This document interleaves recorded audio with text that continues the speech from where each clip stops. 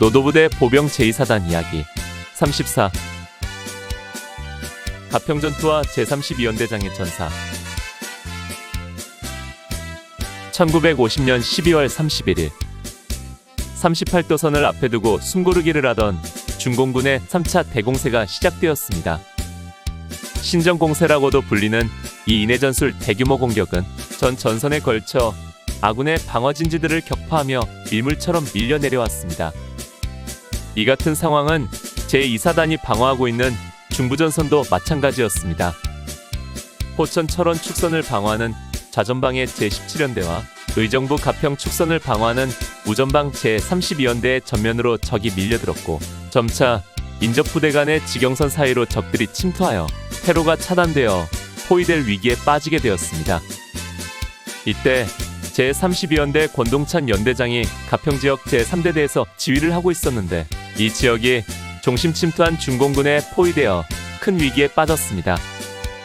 국군 제2사단장 한병선 준장은 즉시 예비대인 제31연대를 가평 북쪽 목동리로 출동하여 적의 진출을 막고 제32연대의 후퇴를 엄호하도록 했습니다.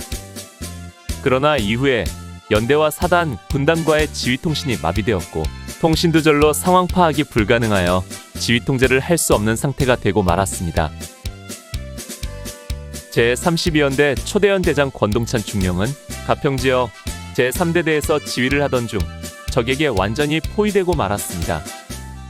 권동찬 연대장은 수없이 밀려오는 적들을 맞아 필사적으로 저항하며 분전했으나 방어선이 붕괴되고 주변이 완전 포위된 것을 보고 적에게 포로가 되어 수치를 당하느니 차라리 죽음을 택하겠다며 스스로 자결을 하게 됩니다. 이렇듯 제32연대가 돌파당하고 이를 지원하기 위해 출동한 제31연대마저 어려움에 빠지자 인접한 제5사단 제36연대에서 한 개 대대를 보내어 제31연대를 돕게 했으나 중공군이 증원부대를 목동리로 투입함으로 도리어 지원에 나선 제36연대 한 개 대대마저 포위될 위기에 빠졌습니다. 이에 부대들은 분산 퇴각하였고 사단은 병력을 후퇴시켜 양평에 집결하도록 합니다. 이렇게 제2사단은 재창설 후 첫 전투라고 할 수 있는 가평전투에서 중공군의 강력한 공세 앞에 패하여 양평으로 물러납니다.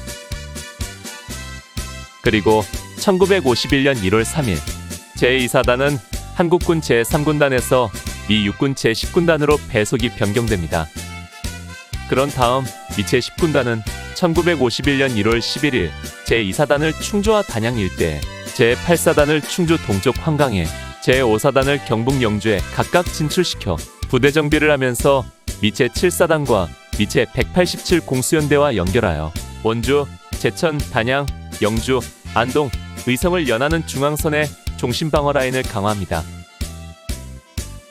이렇듯 1950년 12월 말부터 중부전선의 국군 제3군단이 고전을 면치 못하고 있을 때 서부전선 역시 같은 상황이었습니다.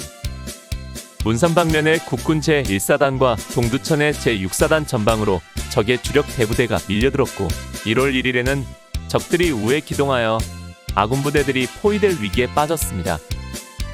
이에 미 8군 사령관 미지웨이는 1월 1일 정오를 기해해 전 부대는 한강 이남과 양평 홍천선으로 후퇴할 것을 명령합니다. 이 명령에 따라 한강 이북의 모든 부대는 임시교량을 이용하여 1월 4일 13시경까지 모두 철수를 완료합니다. 그리고 임시교량을 14시에 폭파하였고, 중공군과 북한군은 이날 15시에 서울을 완전 점령하므로 서울은 또다시 적의 수중에 들어가고 말았습니다. 이것이 바로 일사후퇴입니다. 서울에서 철수한 국군과 유엔군은 1월 7일까지 평택, 안성, 원주, 삼척선까지 후퇴를 합니다.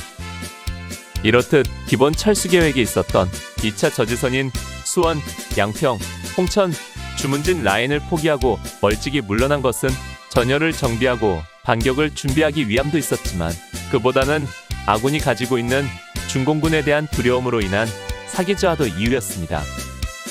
중공군이 참전한 이후 걷잡을 수 없이 밀려 내려왔기 때문에 아군은 끝없이 밀려드는 중공군의 위세 앞에서 중공군에 대한 알지 못할 공포심을 가지고 있었던 것입니다. 다행스럽게도 1월 7일 평택라인으로 후퇴한 서부전선에 중공군은 더 이상 따라 내려오지 않았습니다. 만약 이때 중공군이 파상적으로 밀고 내려왔다면 역사는 어떻게 바뀌었을지 모릅니다. 미 합참이 예상한 대로 또다시 낙동강 방어선까지 밀렸을 수도 있고, 최악의 경우 부산까지 빼앗기고 전국토가 적화되었을 수도 있었겠지요. 이 당시 서부전선에서 중공군이 후퇴하는 아군을 추격하지 않은 것에 대해 군사 전문가들은 몇 가지 이유를 말하고 있습니다. 첫 번째는 북한군과 중공군도 피로가 누적되었다는 것입니다. 중공군은 참전한 이후 거의 쉴 틈 없이 아군들을 추격하며 밀고 내려왔기에 전력이 많이 소진되어 있었고, 이에 따라 전투력이 고갈되어 재정비할 시간이 필요했던 것입니다. 둘째는 아군이 생각한 것 이상 멀찍이 후퇴하자 유인작전이라 의심했다는 것입니다. 아군이 그들의 생각 이상 멀리 후퇴하는 것이 자신들을 끌어들인 다음 또다시 상륙작전을 펼쳐 배후를 칠 것이라 의심했다는 것입니다. 인천 상륙작전에서 호되게 당한 공산군으로서는 능히 염려할 상황이었습니다. 그래서 중공군 사령관 팽덕회는 1월 8일을 기해 중동부전선을 제외한 다른 전선은 추격을 중지하라는 명령을 내리게 됩니다. 세 번째는 한국군과 유엔군의 주력이 있는 서부전선이 아닌 중동부전선을 뚫어 아군을 동서로 양분한 다음 포위 공격하려는 작전이었다는 것입니다. 그래서 팽덕회는 서부전선은 남하를 저지시키고 그 대신 한반도의 중앙 중심을 파고들 전략을 세운 것입니다. 이 같은 전략에 따라 중동부전선은 공산군 대부대가 밀고 내려왔고 원주 방면으로 대대적인 공격을 가해오게 됩니다. 이때 원주는 미 제2사단이 지키고 있었는데 이들의 전면에 공산군 2개 군단이 물밀듯 공격을 해왔습니다.